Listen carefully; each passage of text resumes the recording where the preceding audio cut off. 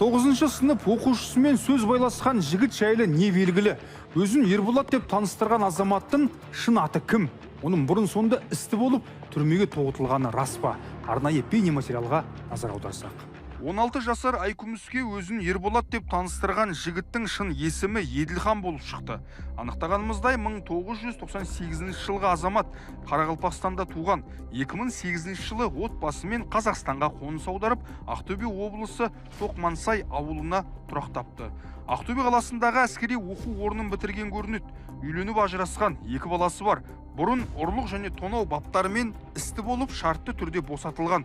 Көреміз тілшілері 16 жастағы қызды өзімен ертіп әкетуі мүмкін деген Еділханды іздеп, оның Алматыдағы мекенжайына барды. Алайда көршілері бұл азаматты ешқашан көрмегенін айтады. Себебі аталған жер тәулікке немесе сағатқа берілетін жалдамалы пәтер болып шықты. Бұл жақта Еділхан деген жігіт тұрмай ма?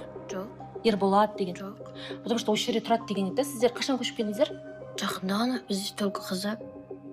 Қашан көшіп келдіңіздер? Сол 2 күн болды. Мен 30 жыл тұрамын бұл жерде. Мына балам вообще көрген жоқ. Мен өзім 3-ші этаж ғой, мен өзім қараймын. Жоқ, мұндай бала жоқ бұл жерде. Пустой болып тұрды. Бос болып тұрды ғой бұл жерде. Просто бізге айтты да осы жақта тұрған деп. Осы общежитиеде, осы жерде Енді бұл жерде тұрса көретін едік қой, біз білетін едік қой.